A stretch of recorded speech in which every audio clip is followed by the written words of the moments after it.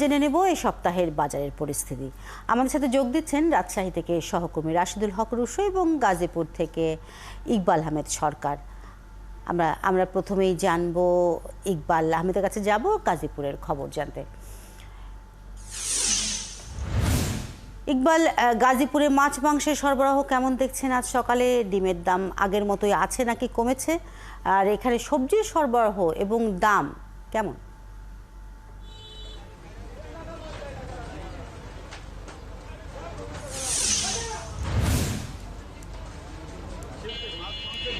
মুরগির দাম কিছুটা বেড়েছে, যেটা মুরগিগুলিতে দেখেছি সরবরাহ বেশি রয়েছে। মাছের দাম তেমন বাড়েনি। যে সকল মাছের দাম 400 টাকা কেজি ছিল বা 350 টাকা কেজি, সেগুলি প্রায় একই ধরনের রয়েছে। সবজির দাম কোনোটা একটু কমেছে, কোনোটা একটু বেড়েছে, তবে খুব বেশি বাড়েনি। কেজি প্রতি হয়তো 5 টাকা থেকে 10 টাকা করে কোনোটা বেড়েছে, কোনোটা কমেছে।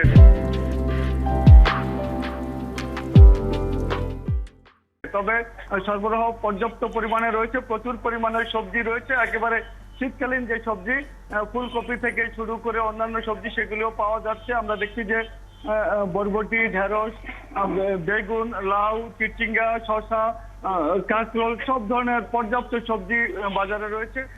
দাম, পেঁপের দাম একটু বেশি, পেঁপের দাম 80 টাকা কেজি। অন্যান্য যে সবজিগুলি রয়েছে গড়পড়তা 60 টাকা বলা যায়। আমরা একজন ক্রেতার সাথে কথা বলতে চাই যে বাজারে এসে দরদাম কিরকম দেখছেন এবং আপনার দাম নাগালের বাইরে।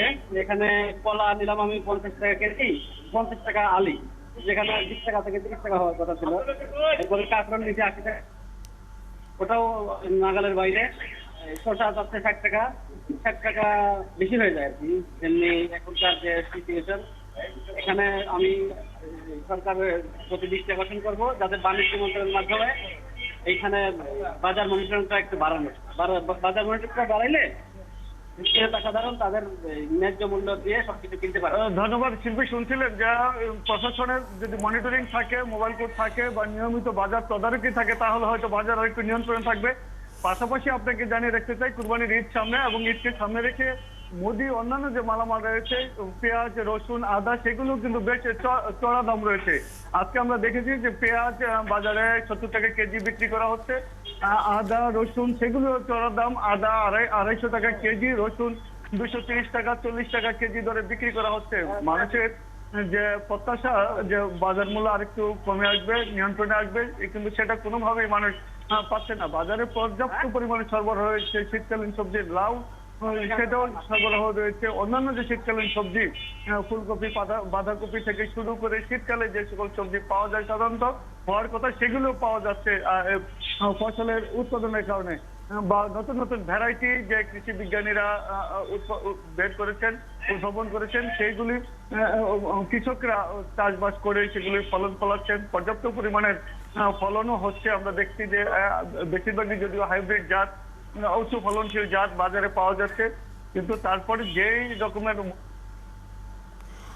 আপনি রয়েছেন সেখানে, আপনি নিশ্চয়ই ইকবাল আরো খবর রাখবেন এবং আবারও নিশ্চয়ই আমার সাথে যুক্ত হবেন।